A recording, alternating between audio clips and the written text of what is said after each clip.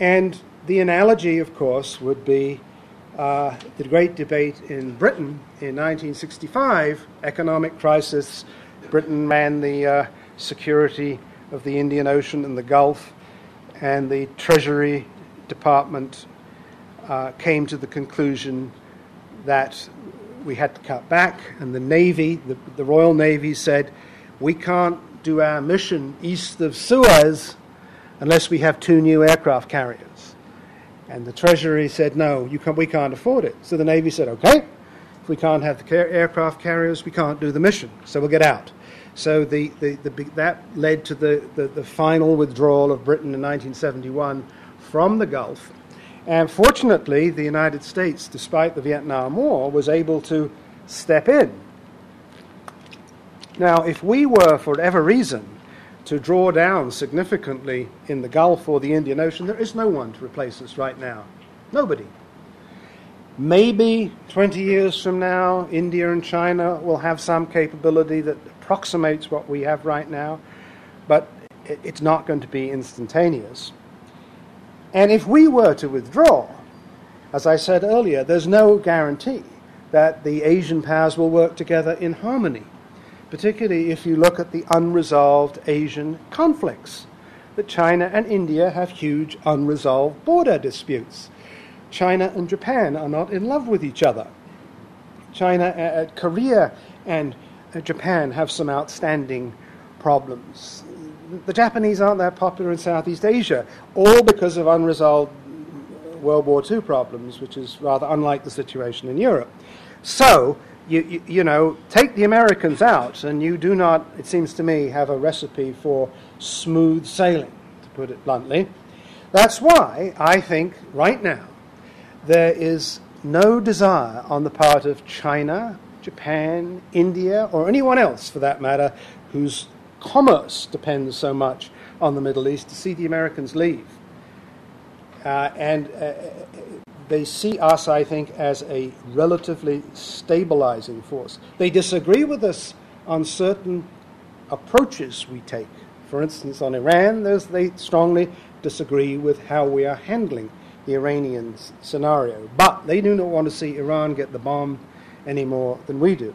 So I would just conclude by saying that we're at the beginnings, it seems to me, of a really significant strategic debate, both in this country and in the Middle East and in Asia, about how you accommodate the fact that other powers are getting very rich. They depend more and more on the Middle East for certain products, particularly fossil fuels, but that we're still the policemen, and we are getting sick and tired of it. As someone said to me the other day, after the 3rd day without electricity in Chevy Chase, he said, how come, Montgomery County is probably the 3rd richest county in the United States and therefore probably the world. How come, we're out of electricity for 3 days? What are we doing building in schools and electricity facilities in Pakistan and Afghanistan when Montgomery County is without power? So those questions, I think, are going to be asked more and more, and the strategic context in which they will be discussed in this area, I think, is pretty obvious. Thank you. Thank you very much. Thank you for that very insightful and very detailed talk. Wonderful maps, and of course, they do underscore the fact that we are providing the security and stability while the Asian economies sort of reap the benefits. And it reminds me of a talk we had here a couple of weeks ago, given by an American who's doing investment in Iraq, trying to encourage American investors in Iraq, who told us that the Americans are scared to death to go into Iraq. It's the Chinese who are doing the major business. And it seems unfortunate that we're paying to stabilize regions that the Asians are, benefiting from economically. You said it. But maybe you can talk about why we're so uncompetitive in the region, and then we'll open up the floor to discussion. Well, I think in the case of Iraq, the clearest example of this has been the reluctance of the U.S. government to rush in and back oil companies seeking deals with the Kurdish region in the north. There are all sorts of other governments and companies there, but I think the view, and I think it's probably a correct one, is that until the Iraqis resolve their internal dispute about revenues and the ownership of the oil, particularly the oil that's still to be found and developed, it's probably premature to get U.S. companies deeply embroiled. But you're quite right that we are, in the short run at least, missing out. The other example that everyone asks me about now is, hey, what about these billions of reserves of copper that have now been discovered in Afghanistan? Well, in fact, I think the Russians knew about that a long time ago. And again, the Chinese are already there trying to get a handle on it. I think there's two views on that. One is, getting anything out of Afghanistan is extraordinarily difficult. So until the logistics are in place, you can have the biggest mound of copper in the world, but if you can't get it to market, except at an inordinate cost, it's not going to be worth it. The second point is that I think any development in Afghanistan that brings prosperity and some stability to the country is in our interests. So we probably should be encouraging the Chinese to do this, but it's going to take a long, long time. Great. I'm sure we have a lot of questions. For those of you in the overflow rooms, there are question cards. You can just fill out questions and they'll be brought to the front. If you could please state your name and affiliation.